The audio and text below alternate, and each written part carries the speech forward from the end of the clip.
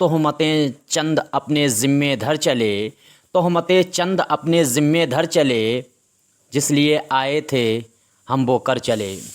नाजरीन, मैं हूँ बिस्मिल आफ्ताब आलम और आप देख रहे हैं उर्दू हिंदी नॉलेज चैनल। आइए रिवीज़न क्लास में आपका इस्तकबाल है और ख्वाजा मीर दर्द के इसी शेर से आज की बात शुरू करेंगे। देखिए, आज का जो पहला सवाल है उसको देखिएगा और बहुत इंपॉर्टेंट आज के सवाल होने वाले हैं। सबसे पहला सवाल है, नक़्दुश शेर में शेर 3 फसलों पर मुश्तमिल किताब है, तो इस 3 फसलों पर मुश्तमिल किताब का लेखक कौन है? आपको राइटर का नाम बताना है। उम्मीद करता हूँ सभी का आंसर सही होगा। क्या कदामा इब्ने जाफ़र हैं? देखिए, कदामा इब्ने जाफ़र जो आपके सामने नाम दिख रहा है, इनके बारे में आपको ये याद रखना है कि इन्होंने अच्छे शेर जो है, शेर की 5 किस्में बताई हैं। कदामा इब्ने जाफ़र ने क्या किया है? इन्होंने अच्छे शेर की 5 किस्में बताई हैं और इसमें आंसर भी कदामा इब्ने जाफ़र ही होगा।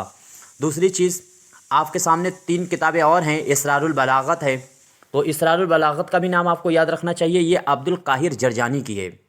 अच्छा, अल उम्दा जो है वो किसकी लिखी हुई किताब है? तो ये भी आपको मालूम होनी चाहिए। ये इब्ने रशीक की है और ये अल उम्दा जो है वो 2 हिस्सों पर किताब है। इसके बाद में ही ये अल अब्र जो है ये किसकी लिखी हुई है? ये भी आपको मालूम होना चाहिए और ये किताब है इब्ने खुल्दून की। इब्ने खुल्दून की 2 ही किताबें हैं, मुक़द्दमा इब्ने खुल्दून और अल अब्र। साथ ही साथ में जो है इब्ने खुल्दून जो हैं वो उनका एक कमेंट है कि लफ्ज़ को जिस्म और मानी को रूह से ताबीर देते हैं। ये चीज़ भी आपको याद रहनी चाहिए। और कदामा इब्ने जाफ़र की जो हम लोग बात कर रहे थे, कदामा इब्ने जो जाफ़र हैं उनकी जो किताब है 3 हिस्सों पर है। ये चीज़ आपको याद रखनी है। अगला सवाल है, लफ्ज़ को जिस्म और मानी को रूह से ताबीर किसने दिया है? तो आप अभी ये मैंने आपके सामने बात रखी है और उम्मीद करता हूँ ये आप सभी का आंसर सही हुआ होगा। तो इसमें आपका आंसर पहला वाला सही होगा। इब्ने खुल्दून अगर आपने बताया है तो बिल्कुल सही है, इब्ने खुल्दून ने ये बात कही है। दोनों किताबें इब्ने खुल्दून की आपको मालूम होनी चाहिए। अब्दुल काहिर जरजानी की अभी मैंने बात की थी। अब्दुल काहिर जरजानी की 4 किताबें हैं। अब्दुल काहिर जरजानी की किताबें कितनी हैं? तो एक तो इसरारुल बलागत है, दूसरा दलाइल एजाज़ है और तीसरा अल ईज़ा फिल नहू है। और यही इनकी 4 किताबें, मेरे ख़्याल से 3 किताबें मशहूर हैं। बलागत का बानी इसको माना जाता है, अब्दुल काहिर जरजानी को। तो अब्दुल काहिर जरजानी बलागत का बानी भी कहा जाता है। दूसरी चीज़, अब्दुल काहिर जरजानी और कदामा इब्ने जाफ़र ये दोनों तशबिया है, इस्तिआरा है, झूठ है, जमालियात है शायरी में, उन सभी चीज़ को बहुत ही अहम मानते हैं। मुबालगा आराई को भी बहुत अहम मानते हैं। साथ ही साथ में इब्ने रशीक हैं जिन्होंने अल उम्दा लिखी हुई है और साथ ही साथ में इब्ने खुल्दून हैं। ये दोनों सदाकत और सच्चाई पर बात करते हैं, इसलिए ये लफ्ज़ों पर कम बात करके मानी पे ज़्यादा गौर करते हैं। इस शायद ये आपको मालूम ही होगा। दूसरी चीज़, जैसे इब्ने कुतैबा हैं, इब्ने कुतैबा का भी नाम आपको याद रखना चाहिए। अच्छा, एक चीज़ और, अरबी का पहला नक्काद अगर पूछा सलामुल अजमी है। उनकी 2 किताबें हैं, तबक़ातुश शुरा एक है और दूसरी है किताबुल मारिफ। वो दोनों किताबें हैं। और इब्ने कुतैबा जो हैं इनका याद रखिएगा, इब्ने कुतैबा की किताबें जो हैं वो ख़ास तौर से 4 हैं। अश-शेरुश शुरा है, इसके बाद में है अदाबुल कातिब है और साथ साथ में इस्लाहुल गलत है, तो इस्लाहुल गलत होगा। और एक और इनकी किताब है किताबुल मानी बलवीर। तो ये 4 किताबें किसकी हैं? ये इब्ने कुतैबा की हैं। इब्ने कुतैबा के बारे में याद रखिएगा। और इब्ने कुतैबा जो हैं वो भी अच्छे और बुरे शायर को 4 हिस्सों में तकसीम करते हैं। तो अच्छे बुरे शायरों को 4 हिस्सों में तकसीम करने का काम, शायर को नहीं, शायरी को 4 हिस्सों में बांटने का काम करते हैं इब्ने कुतैबा, अच्छे और बुरे के एतबार से। और जो कदामा इब्ने जाफ़र हैं वो अच्छे शेर और बुरे शेर के एतबार से 5 किस्मों में वो शेर को बांटते हैं, वो शायरी को बांटते हैं। इब्ने रशीक का नाम आपको मालूम ही होगा। इब्ने रशीक भी बहुत इंपॉर्टेंट है और यह किसी भी कीमत में, इनकी लिखी हुई किताब है अल उम्दा, जो अभी पीछे बात की थी। इब्ने रशीक की 2 हिस्सों पर मुश्तमिल किताब है। दूसरी चीज़, इब्ने रशीक ने जो है क्या कहा कि शेर जो होता है उसकी इमारत 4 चीज़ों से उठती है। ये इब्ने रशीक की बात है और वो कहा है लफ्ज़ है, मानी है, वज़न है, काफ़िया है। इन 4 चीज़ों से इबारत उठती है, ये चीज़ इमारत उठती है। ये बात इसने कही है। उम्मीद करता हूँ सारी चीज़ें आपको क्लियर हो गई होगी। देखिए, कोई क्वेश्चन गलत होता है तो ज़रूर बताइएगा। आपका कोई मशवरा है तो भी ज़रूर दीजिएगा। बहुत ज़्यादा लंबी वीडियो नहीं होगी, बहुत ज़्यादा क्वेश्चन भी नहीं होंगे, लेकिन जानकारी अच्छी से अच्छी लाने की 1-2 बार वीडियो देखिए और याद हो जाएगा। याद इसमें जो चीज़ें बताई जानी वो सब होनी चाहिए। अब देखिए संस्कृत है, संस्कृत का दविस्तान, औचित्य का नज़रिया किसने पेश किया था? जो औचित्य है ये दविस्तान है संस्कृत का। तो कुल मिलाकर के कितने दविस्तान हैं संस्कृत में? तो 6। ठीक है, 6 दविस्तान हैं। कौन कौन से दविस्तान हैं? देखो, एक तो रस है, वो भी दविस्तान है, अलंकार है, रीत है, और इसके बाद में धुनि है, विक्रोक्ति है और औचित्य है। अब ये देखो कौन किस दविस्तान का बानी है, ये भी आपको मालूम होना चाहिए। आपके सामने जैसे मान लीजिए आचार्य शेमंदर को दे रखा है। अब आचार्य जो शेमंदर आपके सामने दे रखा है, इन्हीं ने औचित्य का नज़रिया पेश किया है, यानी आंसर आपका जो सही होगा वो आपका आंसर पहला वाला ही सही होगा। तो आचार्य शेमंदर जो हैं, उनका कौन सा दविस्तान के वो बानी है संस्कृत में? तो वो हैं औचित्य के। ये चीज़ आपको भूलनी नहीं है। इसके बाद में है आचार्य भामा। आचार्य भामा का नाम आपको याद रखना चाहिए, बहुत इंपॉर्टेंट है। ये काहे के बानी है आचार्य भामा? तो ये हैं अलंकार के। अच्छा, रीत का कौन है? तो ये चीज़ आपकी बामन, ये बामन, आचार्य बामन जो हैं वो आपको याद रखना है। वो रीत जो है दबिस्तान, उसके बानी हैं। और आचार्य कंतक का नाम आपको याद रखना है, तो वो विक्रोक्ति के हैं। उम्मीद करता हूँ चारों चीज़ें आपको क्लियर हो गई होंगी। इनको आपको 1-2 बार देखेंगे तो आप। और रस का कौन है? तो वो भरत मुनि है, वो सभी को मालूम है। और धुनि का नज़रिए का कौन बानी है? तो वो आनंदवर्धन है, ये भी चीज़ आपको मालूम ही है।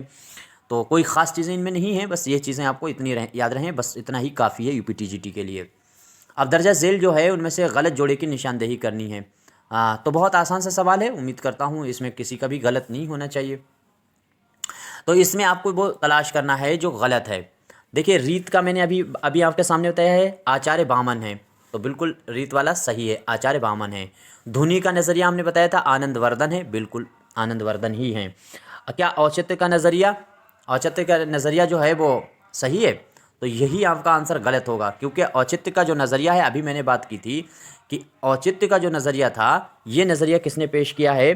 तो आचार्य शेमंदर का नाम आपको याद रखना है। विक्रोक्ति का नज़रिया बिल्कुल ठीक है, आचार्य कंतक का है। तो यहाँ से आपको क्लियर हो जाएगा, उम्मीद करता हूँ क्लियर हो गया होगा। अगला सवाल है नाजरीन, शान नज़ूल इस किस्से की ये है कि 10 बरस का जाकिर मेरे एक दोस्त मुंशी अहमद हुसैन साहब बेटे, यहाँ पे जुमला शायद गलत लिख गया है, बस यहीं तक याद रखिएगा। ये इबारत है, तो ये इस किस इबारत, ये कौन से किस नावल की इबारत है जिससे ये नावल की शुरुआत होती है? आजकल ये सवाल बनने लगे हैं कि कौन सा नावल या अफसाने की किस शुरुआत किस जुमले से होती है। तो नाजरीन, शान नज़ूल इस किस्से की ये है, यहीं से आपको याद रखना है। 10 बरस का जाकिर मेरे एक दोस्त मुंशी अहमद हुसैन। तो ये कौन सा नावल है? इस इबारत से शुरू होता है। उमराव जान है, बस्ती है, खुदा की बस्ती है, एक चादर मैली सी है। आज सुबह से सूरज की टिकिया लाल लाल थी, इस वाले से ये तो आपको मालूम ही है, एक चादर मैली सी की शुरुआत होती है। खुदा की बस्ती में शुरू में होता है म्यूनसिपल पार्टी की, वो ऐसे करके होता है, म्यूनसिपल पार्टी की लालटेनें रोशन थी और उसमें मोहल्ले के लड़के जुआ खेल रहे थे, इस तरह की बातें इसमें होती हैं। और ये बस्ती जो है वो रोशनपुरा का गांव दिखा होता है, और इसमें इस गांव में ऐसे होता है शुरुआत इसकी कि इस गांव में करीब 100 घरों पर मुश्तमिल ये छोटा सा गांव था। तो इस तरह से ये 3 चीज़ें आपका आंसर जो सही होगा वो उमराव जान अदा होगा। उमराव जान अदा की इसी नस्र, इस इबारत से शुरुआत होती है। अगला सवाल है सनते फ़ौक़ानिया किस इबारत को कहते हैं? बहुत इंपॉर्टेंट सवाल है, और ये किसी भी कीमत पर किसी भी हाल में आपसे गलत नहीं होना चाहिए। तो सनते फ़ौक़ानिया आपको बताना है, जिस हुरूफ में नुक्ते ऊपर होते हैं उसको कहते हैं, जिस हुरूफ में नुक्ते नीचे होते हैं उसे कहते हैं। मान लीजिए जैसे बे है तो वो फ़ौक़ानिया में आएगा या किसी और में आएगा, या फिर जैसे पे है तो सॉरी बे है, पे है, तो ये कौन सी इबारत में आएंगे, किस के तहत आएंगे? और जैसे ते है या फिर साथ ही साथ में से है, ये वाले जो हुरूफ होते हैं ये किस में आएंगे? साथ ही साथ में जिनमें हुरूफ ही नहीं होता है उस इबारत को क्या कहते हैं? और ऐसी इबारत को क्या कहते हैं जिसमें कोई जुमला आपने लिखा है तो पहला हुरूफ जो है वो नुक्तेदार है, दूसरा हुरूफ बग़ैर नुक्ते का है, फिर नुक्तेदार है। ये चारों चीज़ें आपको मालूम होनी चाहिए। तो देखिए आपका इसमें जो आंसर सही होगा फ़ौक़ानिया, वो आंसर तो आपका फर्स्ट ही सही होगा। कहने का मतलब जिस हुरूफ में नुक्ते ऊपर होते हैं, जैसे ते है, से है, तो ये जो हुरूफ होते हैं ये क्या कहे जाएंगे? सनते फ़ौक़ानिया। ठीक है, उम्मीद करता हूँ याद रहेगा। जिसमें नुक्ते नीचे होते हैं, जैसे पे है, बे है, इस तरह से जो होते हैं, तो उसको क्या कहेंगे, उसको कहेंगे सनते तहतानिया। तो इसको क्या कहेंगे, सनते तहतानिया। तहतानिया में नीचे नुक्ते और फ़ौक़ानिया में नुक्ते ऊपर होते हैं, ठीक है। इसके बाद में जिस हुरूफ में कोई नुक्ता नहीं होता है तो वो तो आपको मालूम है, उसको गैर मनक़ूता नस्र भी कहते हैं, जैसे सिल्क गोहर लिखी गई है। उसको जो है तातील भी कह देते हैं कभी कभी, उसको जो है अतालिया कहते हैं। लेकिन गैर मनक़ूत ज़्यादा इम्पोर्टेंट है, गैर मनक़ूत उसका लफ्ज़ ज़्यादा पूछा जाता है। उसके नाम और भी हैं, कहीं बदल करके पूछ लें। जिस इबारत में, अब नीचे देखिए, जिस इबारत में कोई नुक्ता ही नहीं होता है उसको क्या कहते हैं, तो यही गैर मनक़ूत है। इससे नीचे देखिए, जिस इबारत में एक नुक्तादार और एक बग़ैर नुक्ते का होता है उसे क्या कहते हैं। मान लीजिए जैसे पहले सीन है, फिर शीन है, साद है, ज़ाद है। तो इस वाली इबारत अगर इस तरह के हुरूफ इस्तेमाल किए हैं तो उस इबारत को क्या कहेंगे, तो वो कहेंगे रुख्ता। रुख्ता आपको याद रखना है, उस इबारत को कहते हैं एक हुरूफ नुक्तेदार, दूसरा बग़ैर नुक्ता, फिर बग़ैर नुक्ता। इस तरह से आपको याद रखना है। अगला सवाल है उस सनद को क्या कहते हैं जिसमें ममदूह की तारीफ़ का ज़िक्र तरतीब बार होता है। तो कोई ममदूह है जिसकी तारीफ़ की जा रही है, जैसे कसीदे में किसी की तारीफ़ की जाती है, और भी तरह सिनफ़ें होती हैं, नस्र में भी कर सकते हैं ये काम, खाका वगैरह में। तो उस सनद को इसमें क्या कहेंगे जिसमें ममदूह की जो तारीफ़ है वो तरतीब बार की जाती है, एक के बाद एक चीज़ उसकी तारीफ़ में बयान कर दी जाए। क्या तनसीकुल सफ़ाक़ कहेंगे या तनसीकुल सफ़ात कहेंगे, मरातुल नज़ीर कहेंगे, या इनमें से कोई नहीं। मरातुल नज़ीर तो बहुत आसान है, सभी को मालूम होगा। उस सिन्फ़ को सनद को कहते हैं जिसमें किसी चीज़ जो है मुकम्मल चीज़ को टुकड़े टुकड़े करके पहले बयान कर दिया जाए। मसलन जैसे पत्ता पत्ता, बूटा बूटा।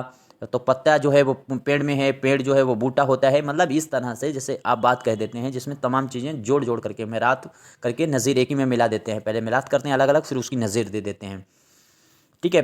तो ये जो होती है वो सिर्फ आरोही क्रम में चलती है। आरोही क्रम में मतलब ऐसा क्रम होता है कि जैसे बच्चे को सिखाना है, जैसे पेड़ के बारे में बताना है। कोई पेड़ है, आपने ब्लैक बोर्ड पे बनाया हुआ है, मैं इसको आसान लहजे में समझाने की कोशिश करता हूँ। तो उसमें आप पेड़ बना दिया है, उसकी शाख ये हैं, उसके ये पत्ते हैं, उसका ये तना है, फिर बाद में आप पूरा ग्राउंड घुमा कर कहेंगे ये इसको पेड़ कहते हैं। तो इस तरह की शायरी में अगर चीज़ इस्तेमाल हो गई है तो वो मरातुल नज़ीर का ही उदाहरण है। अब दूसरी चीज़ ये तनसीकुल सफ़ाक़ जो है, इस पर आपको गौर करना चाहिए। आपका आंसर इसमें यही सही होगा, पहला वाला। सॉरी, ये नहीं सही होगा मेरे ख़्याल से, ये मैंने गलत बता दिया है। आपका सही जो आंसर होगा, आपका आंसर बी सही होगा इसमें, बी। तनसीकुल फ़साद जो है उसको कहते हैं किसी ममदू की तरतीबार तारीफ़ करना। अच्छा, ऊपर जो दे रखा है इन्होंने तनसीकुल सफ़ाक़ जिसमें आखिर में काफ़ है, तो वो क्या होता है, किसी शख्स या चीज़ की सफ़ात का ज़िक्र किया जाता है, उसकी ख़ास तौर से उसकी बुराइयां बताई जाती हैं। तरतीब बार अगर बुराई बताई जा रही हैं तो तनसीकुल सफ़ाक़ है। तरतीब बार उसकी ममदू की तारीफ़ बताई जा रही है तो तनसीकुल सफ़ात है, तो उसमें ते होगा। तो आंसर यहाँ पे आपका बी सही होगा। सवाल है आगे, अक्स गालिब किसकी लिखी हुई किताब है। बहुत इंपॉर्टेंट है, अक्स गालिब किसकी लिखी हुई है। देखिए, मालिक राम का नाम आपको दिख रहा है, इनकी किताब अक्स गालिब यहाँ पे किसकी देखिए, अक्स गालिब और इरफान गालिब ये दोनों किताबें एक ही शख्स की हैं और वो हैं आल अहमद सुरूर। आपका आंसर सही होगा, आल अहमद सुरूर अक्स गालिब है और इरफान गालिब है। मालिक राम का जो आपको नाम दिख रहा है, इनकी किताब का नाम है ज़िक्र गालिब। ज़िक्र गालिब जो है वो इनकी किताब है, किसकी, मालिक राम की। अक्स गालिब और इरफान गालिब किसकी किताब है, तो वो है आल अहमद सुरूर की। यहाँ पे शम्सुल रहमान फ़ारूक़ी का भी याद रखिएगा, ये ऐसे शोरा हैं जिन्होंने गालिब पर काम किया है। शम्सुल रहमान फ़ारूक़ी की ख़ास तौर से 3 किताबें हैं, 3 किताबें ऐसी हैं जो गालिब पे लिखी हुई हैं। जैसे गालिब पर 4 तहरीरें, गालिब पर 4 तहरीरें किसकी हैं, तो शम्सुल रहमान फ़ारूक़ी की किताब है। साथ ही साथ में गालिब चंद पहलू, ये भी किताब जो है वो शम्सुल रहमान फ़ारूक़ी की है। और तफ़हीम गालिब, ये भी लिखी हुई किताब शम्सुल रहमान फ़ारूक़ी की है। अच्छा, गोपी चंद नारंग का आपको भी याद रखना है नाम। गोपी चंद नारंग की आपको सिर्फ एक ही किताब गालिब पे याद रखनी है, वो है गालिब मानी आफरीनी। गालिब मानी आफरीनी किसकी है, तो वो है गोपी चंद नारंग की किताब। अगला सवाल है, अवध हिंदी को मुरत्तिब करने का काम किसने किया था। ये आपको मालूम है पहला खतूत का मजमुआ है गालिब का, इसको मुरत्तिब तरतीब देने का काम किसने किया है। उम्मीद करता हूँ सभी का आंसर सही होना चाहिए। देखिए मुंशी मुमताज़ हुसैन है, ग़ुलाम रज़ा है। देखिए ग़ुलाम रज़ा का नाम आपको याद रखना है। ग़ुलाम रज़ा जो हैं इन्होंने ना जो मुरत्तिब किया है वो उर्दू मोहल्ला किया है गालिब का, उर्दू मोहल्ला को। और मुंशी मुमताज़ खां हैं जो सबसे पहला वाला आंसर है वो इसका आंसर सही होगा, वो उन्होंने अवधे हिंदी किया है। तो अवधे हिंदी पूछा गया तो आंसर आपका फर्स्ट वाला ही सही होगा, आपको आंसर फर्स्ट देना है। ग़ुलाम रज़ा का नाम आपको याद रखना है, उन्होंने उर्दू मोहल्ला को मुरत्तिब किया है गालिब का ही। खलीक अंजुम का भी नाम आपको याद रखना है, बहुत इंपॉर्टेंट है। गालिब से मुतालिक इनकी भी किताबें, इनके बारे में भी पूछा जाता है। तो इनकी दो किताबें, गालिब के खतूत के नाम से अगर पूछा जाए किताब किसकी, खलीक अंजुम की। साथ ही साथ में गालिब की नादर तहरीरें अगर पूछा जाता है तो वो भी आपको याद रखना खलीक अंजुम की किताब है। तो दो ही किताबें हैं खलीक अंजुम। देखिए गालिब की नादर तहरीरें जो हैं वो खलीक अंजुम की है, गालिब के खतूत खलीक अंजुम की है। लेकिन अगर गालिब पर 4 तहरीरें पूछा जाए तो वो शमसुल रहमान फ़ारूकी, यहाँ गड़बड़ मत करना। 4 तहरीरें गालिब पर, 4 तहरीरें शमसुल रहमान फ़ारूकी। गालिब की नादर तहरीरें तो वो जो है खलीक अंजुम की। मुंशी इसमें एक चीज़ और याद रखिएगा, चौथा जो ऑप्शन है महेश प्रसाद, इनका भी नाम आपको याद रखना। खतूत गालिब किसकी किताब है, खतूत गालिब, तो वो किताब है मुंशी मुंशी महेश प्रसाद की, आपको याद रखना है। इसके बाद अगला सवाल है दानिशवर इकबाल किसकी लिखी हुई किताब है। इकबाल और गालिब पे लिखी हुई किताबें आपको फटाफट याद होनी चाहिए। तो यहाँ पे सबसे पहले देखिए कलीमुद्दीन अहमद का नाम आपको दिख रहा है। कलीमुद्दीन अहमद ने एक किताब लिखी है गालिब पे और उसका नाम है इकबाल पे कलीमुद्दीन अहमद ने एक किताब लिखी है और उस किताब का नाम है इकबाल एक मुताला। तो इकबाल एक मुताला किसकी किताब है, तो वो है कलीमुद्दीन अहमद की। ये चीज़ आपको याद रहना चाहिए। अच्छा, दानिशवर इकबाल आपसे पूछा गया तो आपका आंसर सही होगा आल अहमद सुरूर। आल अहमद सुरूर ने 6 किताबें लिखी थी इकबाल पे। दानिशवर इकबाल जो है वो इन्हीं की किताब है आल अहमद सुरूर की, और यही आंसर सही है बी वाला। और इन्होंने 6 किताबें, देखिए दानिशवर इकबाल तो इनकी है जो सभी को मालूम है, सिर्फ इकबाल के नाम से भी इनकी एक किताब है इकबाल फैज़ और हम, ये तीसरी इनकी किताब थी। चौथी थी इकबाल नज़रिया और शायरी, ये भी जो है वो आल अहमद सुरूर की किताब थी। इकबाल और उनका फ़लसफ़ा, ये भी किताब आल अहमद सुरूर की है। इकबाल और मगरिब, ये किताब भी आल अहमद सुरूर की है। गोपीचंद नारंग ने क्या इकबाल पे काम किया, तो बिल्कुल एक किताब गोपीचंद नारंग की भी याद रहे। गालिब पर भी एक ही किताब इनकी थी और इन इकबाल पे भी। तो गोपीचंद नारंग की इकबाल पे किताब क्या है, इकबाल का फ़न, बहुत इंपॉर्टेंट किताब है। लेकिन गोपीचंद नारंग की किताब तो एक ही है, लेकिन इकबाल का फ़न आपको बहुत इंपॉर्टेंट है, जो याद रहनी चाहिए। शकीलुर रहमान जो हैं इन्होंने भी इकबाल पे बहुत काम किया है। तो इकबाल की इनकी 2 किताबें जो है वो इंपॉर्टेंट है। मोहम्मद इकबाल करके, सिर्फ इकबाल पूछा जाए आल अहमद सुरूर, मोहम्मद इकबाल लगा दिया जाए तो शकीलुर रहमान। और साथ ही साथ में इकबाल रोशनी की जमालियात, क्योंकि शकीलुर रहमान जमालियात के लिए ही मशहूर हैं, तो इनकी ये किताब लिखी हुई है। मजनू गोरखपुरी एक हैं, मजनू गोरखपुरी का नाम आपको याद रखना था। उनकी भी एक किताब मुझे याद आती है, इकबाल जो है अजमाली तबसरा, शायद क्या है यार, गड़बड़, खैर मुझे याद आती है तो अभी बताते हैं। मजनू गोरखपुरी की किताब का नाम है इकबाल अजमाली तफसरा, ये आपको याद रखना है, इकबाल अजमाली तफसरा मजनू गोरखपुरी की किताब है। उम्मीद करता हूँ सारी चीज़ें आपको समझ में आई होंगी। अगला सवाल है मीर तक़ी मीर हयात और शायरी, ये किताब है, आपको बतानी है किसकी लिखी हुई किताब है। ये किताब है मीर तक़ी मीर हयात और शायरी, किसकी किताब है, मसूद हसन खान है, मसूद हुसैन खान यहाँ पे होना चाहिए, गलत लिख दिया। ख्वाजा अहमद फ़ारूक़ी हैं, मजनू गोरखपुरी हैं, आफाक हुसैन हैं। देखिए मसूद हुसैन खान का नाम आपको याद है, इनके बारे में मोटी मोटी चीज़ें आपको मालूम है, लेकिन इनकी ये 2 किताबें। देखिए इंतखाब गालिब इनकी किताब है मसूद हुसैन खान की, और साथ साथ में इंतखाब इकबाल, इन्होंने दोनों पे काम किया है, दोनों पे इंतखाबी लिखा है, इंतखाब कलाम गालिब और इंतखाब कलाम इकबाल, ये दोनों किताबें किसकी हैं, तो मसूद हुसैन खान की हैं। साथ साथ में ख्वाजा अहमद फ़ारूक़ी का नाम आपको दिख रहा है। ख्वाजा अहमद फ़ारूक़ी किस लिए मशहूर हैं, तो ख्वाजा अहमद फ़ारूक़ी की ही ये किताब है जो आपको ऊपर दिख रही है मीर तक़ी मीर पे। आपका आंसर बी सही होगा, मीर तक़ी मीर हयात और शायरी किसकी किताब है, तो ख्वाजा अहमद फ़ारूक़ी की। मजनू गोरखपुरी की क्या है, मजनू गोरखपुरी की अभी मैंने बात की थी, इकबाल अजमाली और तबसरा, उनके बारे में आपको मालूम ही है। इसके बाद में ये नाम आपको याद रखना है आफाक हुसैन। आफाक हुसैन ने क्या करा है, गालिब पर इन्होंने एक किताब लिखी थी। आफाक हुसैन ने गालिब पे इनकी किताब है, और वो किताब है नादरात गालिब। तो नादरात गालिब आपको याद रखना है किसकी है, तो आफाक हुसैन की। बस यहीं तक क्वेश्चनों पे बात करते हैं। इन क्वेश्चनों में कोई गलती हुई है तो ज़रूर बताइएगा, आपका कोई मशवरा है तो ज़रूर दीजिएगा। और दूसरी चीज़ जो है, पीछे के वीडियो अगर आपने नहीं देखे हैं तो ज़रूर देखिएगा। यूपी टीजीटी वालों के लिए बहुत ही अहम और ख़ास वीडियो हैं। शुक्रिया, खुदा हाफिज़।